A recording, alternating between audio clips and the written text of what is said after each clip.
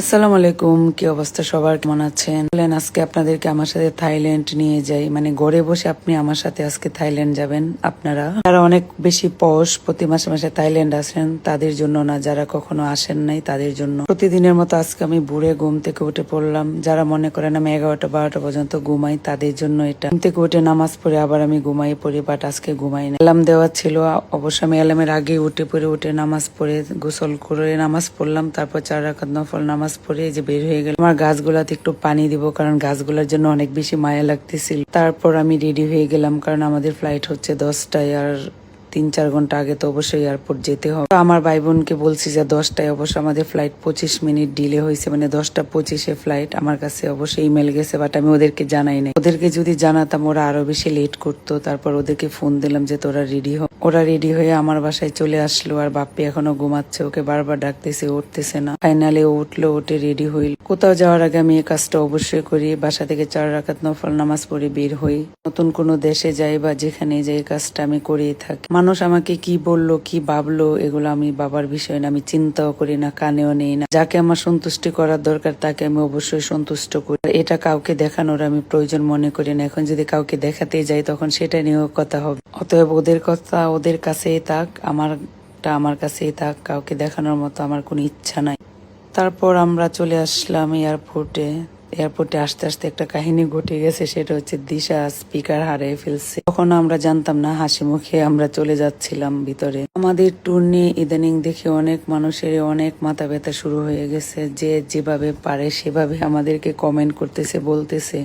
আপনি একটা জিনিস চিন্তা করে দেখেন, আপনারা কি কমেন্ট করলেন, আপনারা কি বললেন, এগুলা শুনে যদি ঘরে বসে থাকি তাহলে কি হবে? জীবনকে সামনে আগানো যাবে, যার যা স্বপ্ন যার যা শখ সে তো পূরণ করবে। এটাও জানি 100 জন মানুষ থেকে 90 জন মানুষ আপনাকে নেগেটিভিটি ভাবে দেখবে, নেগেটিভ কমেন্ট করবে, 10 জন মানুষ অ্যাপ্রিসিয়েট করবে। তো আমার কাছে ওই 90 জন থেকে 10 জনই ইম্পর্টেন্ট। 10 জনের কথাই আমি শুনবো, আর আপনাদের 90 জনকে রাখবো আমি অনেক বেশি পিছনে। কিছু মানুষ আছে অন্যের সুখ দেখলে, অন্যের ভালো দেখলে অনেক খুশি হয়, আবার কিছু মানুষ আছে অন্যের সুখ দেখলে একদম জ্বলে পড়ে অঙ্গার থেকে অঙ্গার হয়ে যায়। তখনই শুরু করে তাকে হার্ট করা, কিভাবে নেগেটিভ কথা বলবে, কিভাবে কথা বললে তার মনে কষ্ট পাবে, কিভাবে কথা বলে সে নিজেকে ছোট মনে করবে, এসব ধরনের কমেন্ট শুরু করে। তো আপনাদের কমেন্ট দেখে কি আমার কথা হইলো? আপনাদের কমেন্ট না, কমেন্ট পর্যন্তই সীমাবদ্ধ। সামনে এসে তো জীবনে 2টা কথা বলতে পারবেন না। আর কে কিরকম এটা হচ্ছে আপনাদের কাছে প্রমাণ করারও আমাদের কোনো প্রয়োজন নেই। প্রমাণ করতেও যাব না, প্রমাণ করতে যায়ও না। আপনার যদি যোগ্যতা থাকে, আপনার যদি ক্ষমতা থাকে, আপনিও আপনার স্বপ্ন পূরণ করেন। আপনিও লাখ লাখ টাকা খরচ করে দেশের বাইরে আসেন, ঘুরতে যান, বাড়ি করেন, গাড়ি করেন।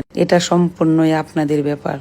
আর অনেক সাপটি দেখি কমেন্ট করতেছে আমরা নাকি কি করতে আসছি, সে আসছি। জানি এগুলা হচ্ছে তোমাদের ভিতরে জ্বলে পড়ে অঙ্গার হয়ে যাচ্ছে, এসব থেকে তোমরা বলতেছো। তো বলো, এটা হচ্ছে সম্পূর্ণই তোমাদের বিষয়। যার সাথে আমরা চলবো, যার সাথে সংসার করি, যে আমাদেরকে দেখে সবসময়, সে কি ভাবলো সেটা হচ্ছে আমাদের দেখার বিষয়। তোমরাও তো হচ্ছে জাস্ট কমেন্টকারী, তার কীট পতঙ্গ।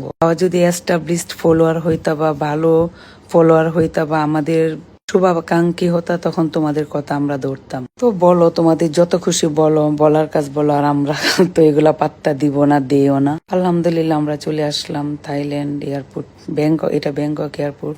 আসার পরে ইমিগ্রেশন যা যা করা সবকিছু তো কমপ্লিট হলো। একটু ওয়াশরুমে গেলাম, ওইখান থেকে বের হলাম। বের হয়ে দেখি যে দিশা নামের নেম কার্ড নিয়ে দাঁড়ায় আছে। আমাদের আগে থেকে সবকিছু বুকিং করা ছিল। আমি যেহেতু আগেও 5বার থাইল্যান্ড আসছি, আর আমি তো অনেকগুলো কান্ট্রি ভিজিট করছি, আপনারা জানেনই। আমার বোন দিশা ভাই ওরা যে ট্যুরে আসে, এটা এক প্রকার আমি জোর করে ওদেরকে নিয়ে আসি। ওরা কিন্তু চাইলে অনেক আগে থেকে দেশ বিদেশ ঘুরতে পারতো, কিন্তু ওরা যায় না। আমি কত যে কষ্ট করে ওদেরকে রাজি করাই, ওদেরকে এক প্রকার জোর করে আমি ট্যুরে নিয়ে আসি। যেহেতু আমি অনেক কান্ট্রি দেখেছি, আমার তো সবকিছুই জানা আছে, কোথায় কিভাবে যাব, কি করতে হবে না করতে হবে, সবকিছু আমি দেশে থেকে সেট করে আসি। আপনারা এটা বলতে পারেন, যারা কখনো আসেন না তারা বলতে পারেন যে আপু কিভাবে যাব, আপনি আমাদেরকে ব্যবস্থা করে দেন, আমি ব্যবস্থা করে দিব। বাট এগুলা না করে কেন উল্টাপাল্টা কমেন্ট করেন? এগুলা করলে কি লাভ হবে আপনাদের বলে? একটা অপরিচিত দেশে এসে দেখেন সবকিছু রেডি থাকা, এটা কি কম কথা বলেন? এগুলা তো আমি সবকিছু রেডি করে আসি। প্রতিটা কান্ট্রিতে, আমি যে কয়টা কান্ট্রিতে গেছি সবগুলা কান্ট্রিতে আমার পরিচিত লোক আছে, আমি সবকিছু ম্যানেজ করতে পারি দেশে থেকে।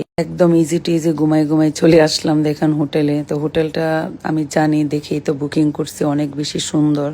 আমার কথা হলো আমার ভাই বোন ওরা কিভাবে খুশি হবে সেটাই আমি চেষ্টা করি। হোটেলে আসার পর দেখলাম অনেক বেশি হ্যাপি ওরা, আর হোটেলটাও সুন্দর। দেখেন এটা হচ্ছে আমাদের রুম থেকে ভিউটা কত সুন্দর দেখা যাচ্ছে।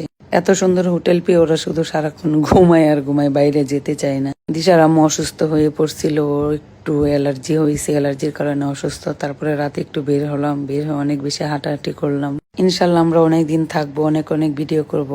আপনারা যত কমেন্ট, বাজে কমেন্ট করার করতে থাকেন, ডোন্ট কেয়ার। আমরা লাখ টাকা খরচ করে আসছি আপনাদের কমেন্ট দেখার জন্য। আমরা আমাদের মতোই থাকবো, আমাদের মতোই চলবো, আর অনেক অনেক ভিডিও দিব। যারা ওয়েল উইশার আসেন তারা অপেক্ষা করেন, আর যারা হেটার্স আছেন তারাও অপেক্ষা করেন। আল্লাহ হাফেজ, টাটা।